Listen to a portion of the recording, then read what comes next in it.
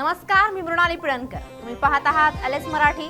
दुपारचे 3 वाजतायत. पाहुयात राज्यात काय घडामोडी घडतायत.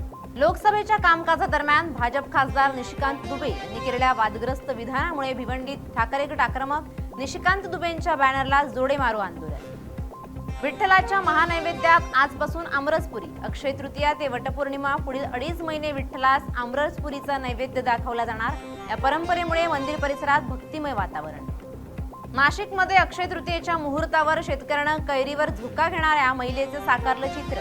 तर आंब्याच्या पानावर हवामान बदलाचा आंबा पिकाला फटका बसल्याची मांडली व्यथा. जळगावमध्ये अक्षय तृतीयेच्या मुहूर्तावर सोनं चांदी खरेदीकडे नागरिकांचा कल. गेल्या वर्षाच्या तुलनेत यंदा सोन्याच्या दरात तब्बल 57,000 रुपयांची वाढ झाल्यानं नागरिकांना मोजावे लागतायत अधिकचे पैसे.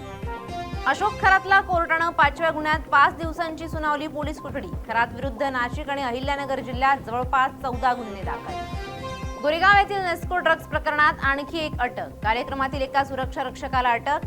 याच सुरक्षा रक्षकाला हाताशी धरून मुख्य आरोपी आयुष साहितनं विना तिकीट कॉन्सर्टमध्ये केला प्रवेश.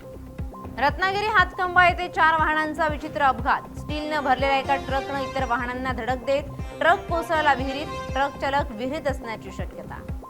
नांदेड जिल्ह्यात उष्माघातामुळे एकाचा मृत्यू. कावळगाव येथील शेतकरी गंगाधर सोना कांबळे हे शेतात काम करत असताना शेतातच उष्माघातानं जीव गमवावा लागला. सध्या नांदेडमध्ये तापमानाचा पारा 41 अंशावर. मुंबईतील क्रॉफर मार्केट परिसरातील इमारतीला आग. घटनेची माहिती मिळताच घटनास्थळी अग्निशमन दलाच्या 5 गाड्या दाखल. आतापर्यंत कोणतीही जीवितहानी झाली नसल्याची माहिती. भिवंडीतील नदीनाका परिसरात डाईंग सायझिंगला भीषण आग. मोठ्या प्रमाणात कच्चा कापड जळून खाक. डाईंग आणि सायझिंग युनिटच्या आजूबाजूला निवासी इमारती असल्यानं परिसरात काही वेळ भीतीचं वातावरण. या होत्या आताच्या घडीच्या काही महत्त्वाच्या बातम्या. अशाच महत्त्वाच्या बातम्यांसाठी पाहत रहा एलएस मराठी.